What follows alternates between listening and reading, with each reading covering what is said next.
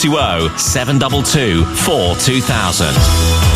Is your wallet creaking after Christmas? Are you reeling from the combination of expense and pressure? Do you despair of ever climbing aboard the housing ladder? And at the other end of the spectrum, are you living in terror of the mansion tax? Are you spitting feathers at the idea of Network rail boss Mark Khan trousering a £135,000 bonus on top of his £675,000 salary after the King's Cross Christmas fiasco? Or are you left bereft after an essential service was stopped as a result of cuts? If you need a reality check, a pep talk, or some plain-speaking financial advice, do not despair. He shoots from the hip. He doesn't go in for platitudes or window dressing. Live and in person, financial consultant and economist Jonathan Davis joins me. Are you brave enough to listen? This is Vanessa Feltz. Weekday mornings from 9 on BBC London 94.9.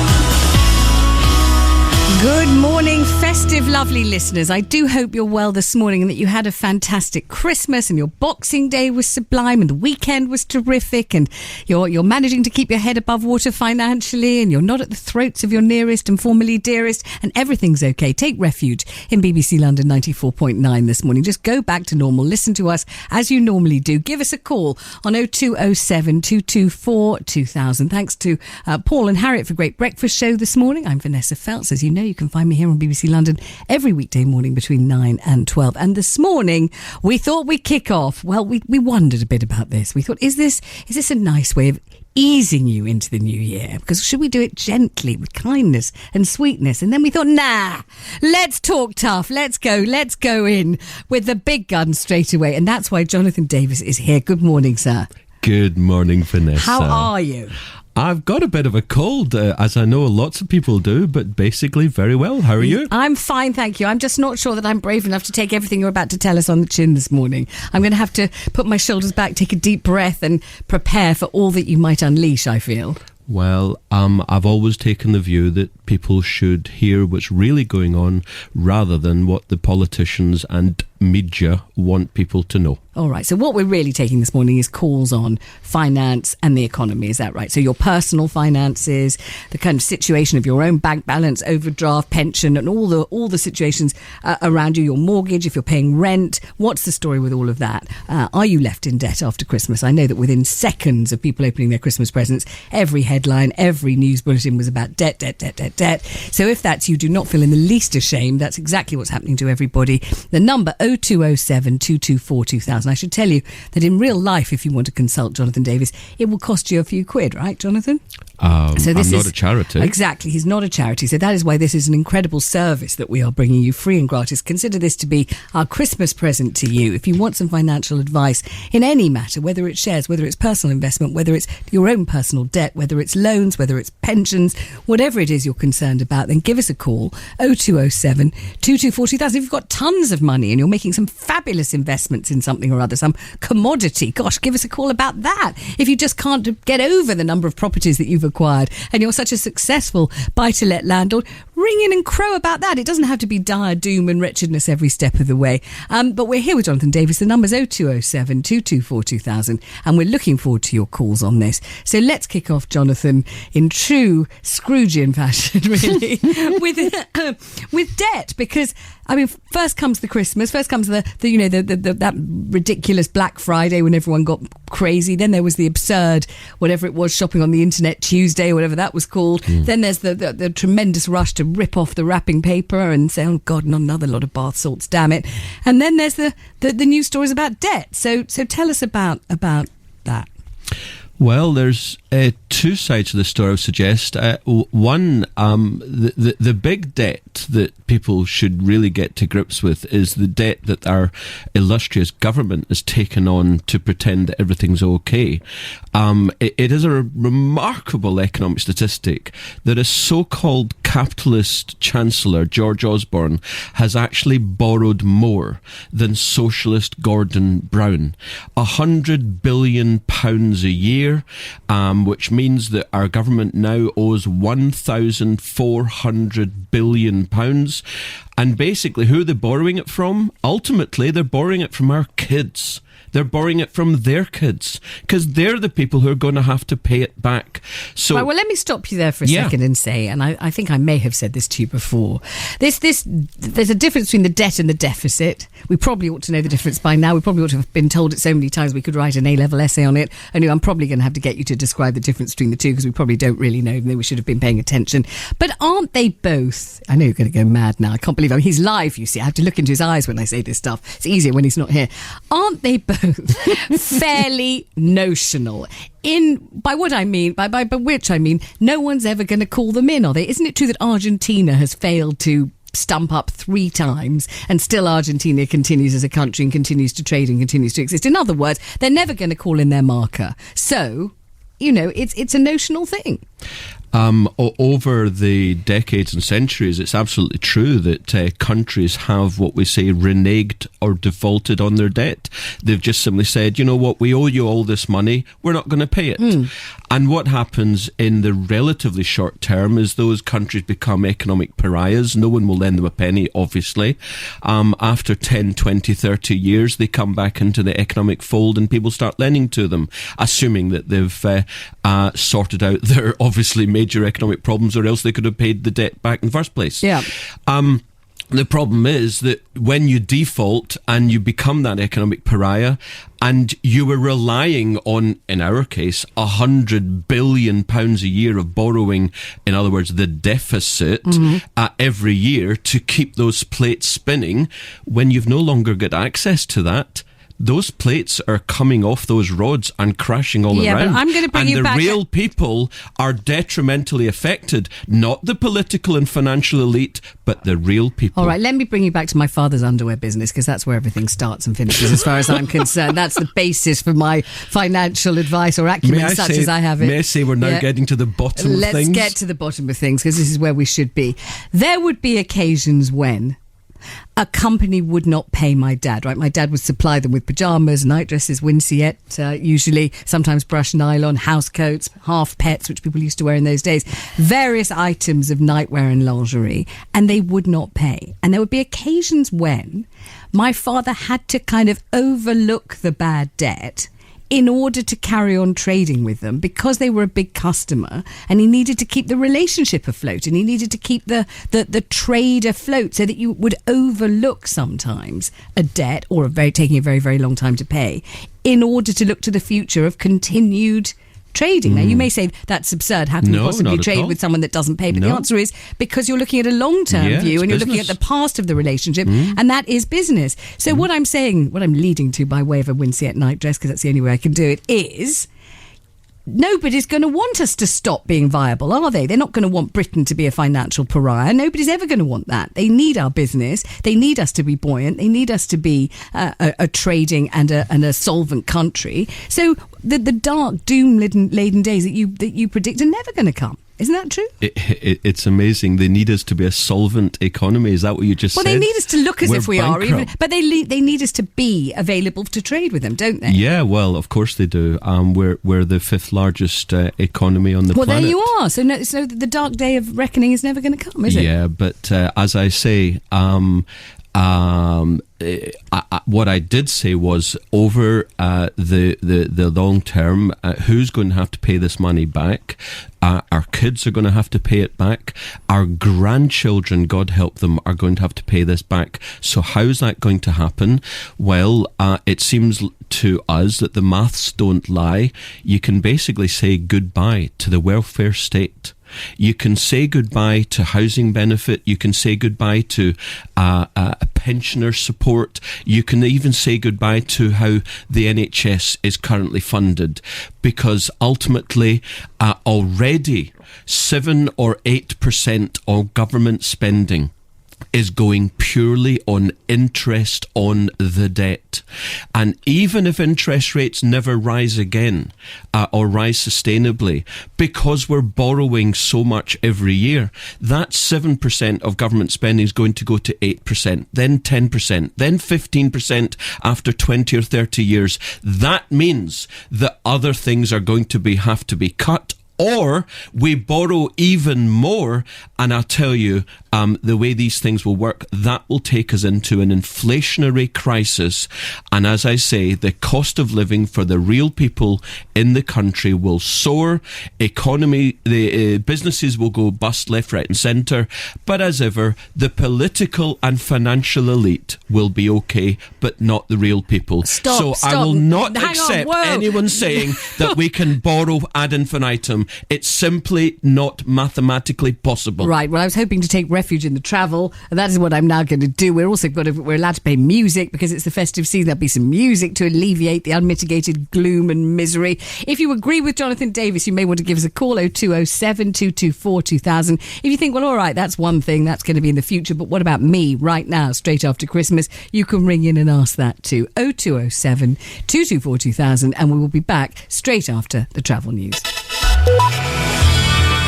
BBC London 94.9, the latest travel news. There's a strike affecting 11 bus routes across east and central London. We've currently got the W14 bus not running. The 10 other routes that are affected by the strike are running a limited service, but they are running. Transport for London tell us about 60% of the buses that run from the Lee Interchange garage are out and running, but it's only at 60% of what it would normally be on a normal day. The rest of the bus services across the capital are running to a Saturday service. There's a good service on the tubes aside from engineering works. There's full details of the engineering works and a list of all of the bus routes affected by the strike on Twitter at BBC Travel Alert. Southern have got half-hour delays between all trains through Selhurst, Norwood and the West Croydon area because of a signal failure. And South West trains have got some delays for trains out of Waterloo to Guildford, Dorking and Hampton Court because of emergency repairs. On the roads, the A1 is closed northbound just after Stirling Corner because of an overturned car, and the road looking very icy on the camera at the moment, quite a bit of frost on the road. There's a short delay southbound on the approach because of queues around the roundabout. The A406, there's a lane closed from Staples Corner down to Neasden going southbound for repairs to a manhole cover. There's also a lane closed on the A406 at Colney Hatch Lane going westbound because of a crash, and there's delays all around the Vauxhall one-way system. As part of the one-way system, Kennington Lane is closed off for gas main works. In Croydon, London Road has reopened now after being closed for most of the morning. Any updates, tweet me at BBC Travel Alert. Rob Oxley, BBC London 94.9. There's more travel news at past. BBC London 94.9. Are you proud of your underwear drawer? Weekday afternoons with Joe Good. Yes, I actually am. Weekday afternoons from 3. They put me in hosiery from time to time. Did they trust you, or did they say, can you go and find a woman who knows what I'm talking about? Women love it, don't they? Women love it. Great reply. We do. We love looking at other women. That's it, don't we? Joe Good. Weekday afternoons from 3. I don't know if it was... Who's the boy that's Benjamin Cumberbunch?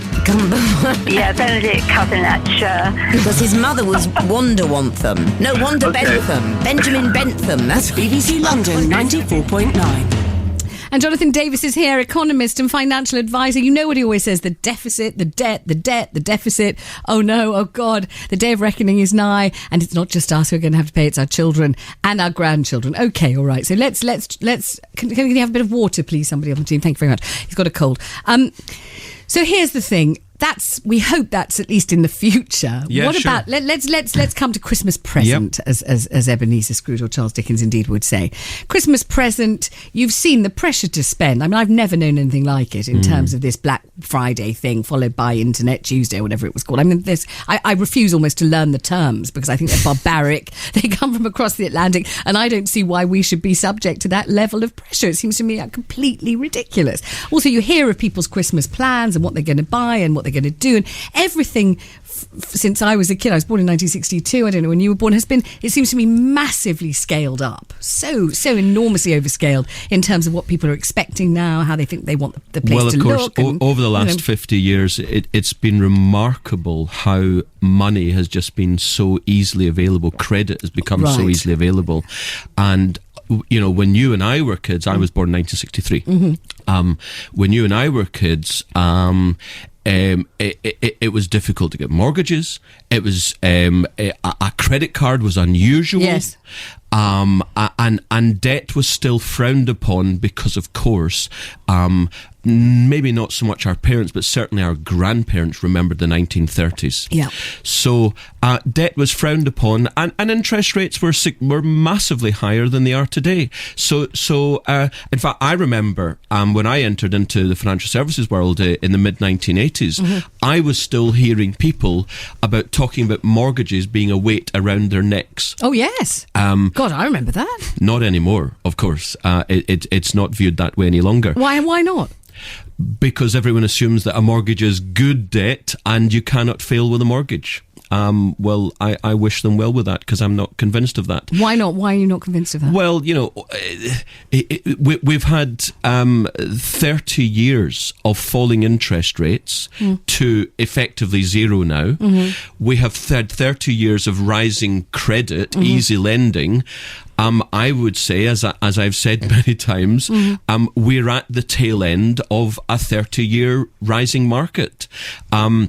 But how do you know it's the tail end? Well, nobody knows anything. Some people's entire lives have been lived in this, as you might say, as yet unexploded bubble. Yeah, and it is true, isn't it, that when mortgage rates are so low, they're almost non-existent. There's almost no interest. It is true, isn't it, that it's a good debt, isn't it? Because if you were to pay it off, that would be ridiculous, because it's costing you so little to have it that you might as well keep it, and you might as well use your money for something else if you have any other money, mightn't you? Well, of course, that is exactly what's fueling Internet Tuesday and Black Friday and so on. Right. The extremely low cost of borrowing, people aren't using it for saving. They're not using it for paying down their debt. They're using it the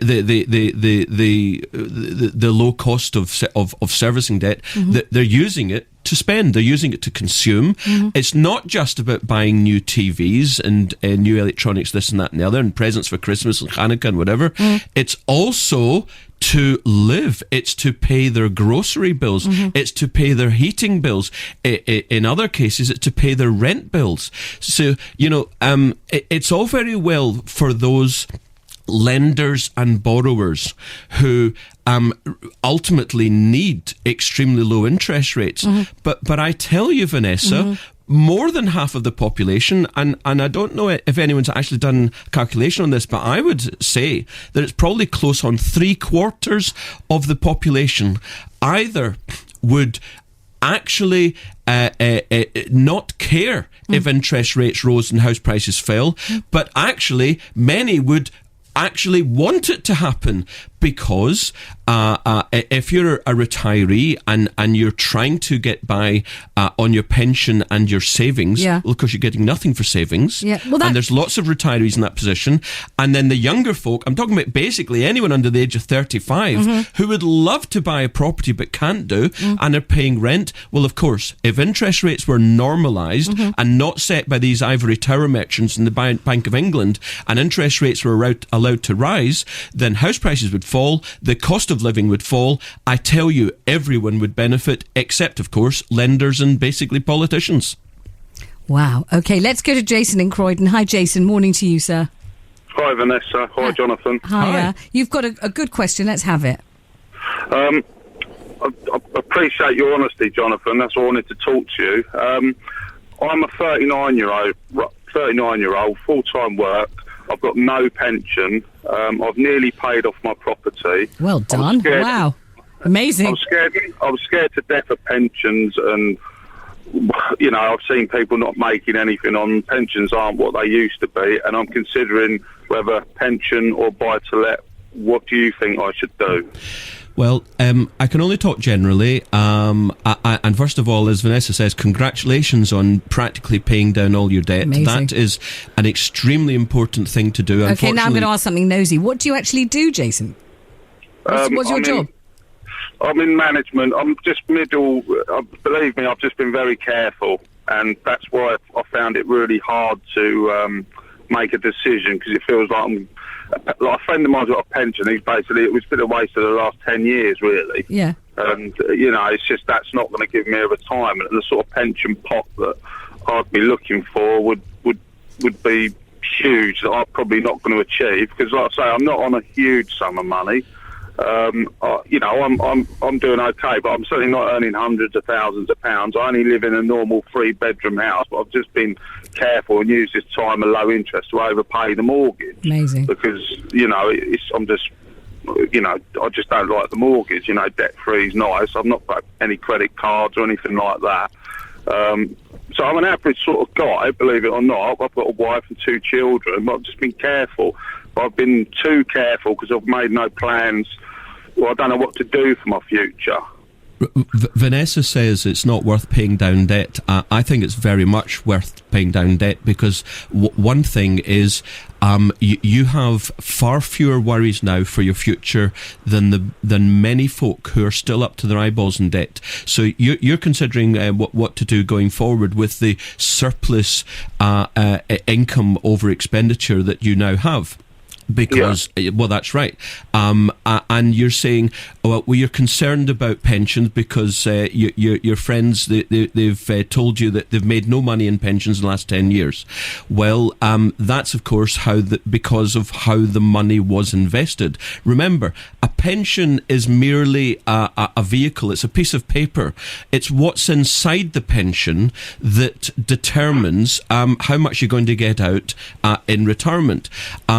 There are 2 very simple reasons why I would always go to investing in a pension as a first course of action. The first one is you're going to retire. Either you're going to die early, we assume not, because mortality... Please, God, you won't. I hope you'll be fine, at least 120 years old. Jonathan, the biggest worry for me, and it's to do with the honesty about finance in this country, it's already gone up to 67. I'm only 39. By the time my retirement age comes, I can see it being 72. Yeah. The chances are the government needs you to die within 5 years, because it's a bankrupt state anyway, as far as I'm concerned. They can't afford. My grandfather is 95. That's a nightmare for the government and its pension provider. I know that I want to retire at a decent age. I don't want to retire as per the government when they say, because 67, I'm not a skinny bloke. My odds are, if I see 75, that'd be great. Then you'll take a view on your own mortality. You're absolutely correct about government finances. That's what I've been saying to Vanessa at the top of the show here, that we can basically say goodbye to many of the things we take for granted that are paid for by the state in 20 or 30 years' time. You're absolutely correct. However, for the majority of folk, the age that we on average will die at are going to be about the age of 80, and the fact is you're not going to work that much longer than, say, your mid-60s, maybe a bit longer. Maybe you'll go into part-time. That's what people do. The fact is most people are going to retire, and they could well be retired for a long time. If the government isn't going to look after us, then who's going to look after us? We have to do it ourselves. Oh, can't I quickly say something, although I'm not an economist and all of that? Why shouldn't he buy somewhere buy-to-let? I've never done it, but shouldn't he do that? Because if he does that, it's actual concrete bricks and mortar. He can see it. If his children need to live somewhere, they can live in it. If they don't want to live in it, they can rent it out. It's up to him. If he suddenly needs money, he can sell it. Yep. It's an actual thing. He's not dependent on some pension people making maybe a really dicky investment on his behalf. And look how hard he's worked all his life. Yep. Doesn't he want to see somewhere over a fish and chip shop in Kentish Town that he owns, that's his? Easy, isn't it? And there's no doubt that over the last 20 to 30 years, property has been a remarkable investment. There's no question about that. All I'm saying is that people assume that what has been will always be. And I think that's an illogical assumption. It's not based on any serious consideration of the facts, such as I say, our government finances are totally in the mire. We're up to our eyeballs in household debt already. Interest rates are basically tiny. And the global economy is not nearly as good bad as people might suggest. But what about this London bubble whereby London is a beacon unto the nations? I mean, we're not talking about... Jason's not thinking of buying something in Scunthorpe or Burnley, is he? If he buys something in London... I was. Oh, you were? Oh, don't do that, blimey. I believe Jonathan is not going to continue, because I can remember my sister's first flat when the interest rates went up overnight to 12 or something ridiculous. I remember that as well. Black when Wednesday. We came out, and it was absolutely terrifying. Yeah. And my father-in-law's mortgage had to go from 20 years to 30 years because the interest rates become unfeasible. I believe that it won't continue. I believe it's a lot of hype in the papers, about coming. Jace, you know something? We've got to go to the news headlines, but I'd love it if you'd hang on, because I need to ask you a deep existential question, which has nothing to do with economics. If you wouldn't mind, would you? Would you hold on? Yep, no problem. Okay, we'll be back with Jason and Jonathan Davis, the economist and financial advisor, straight after the news headlines.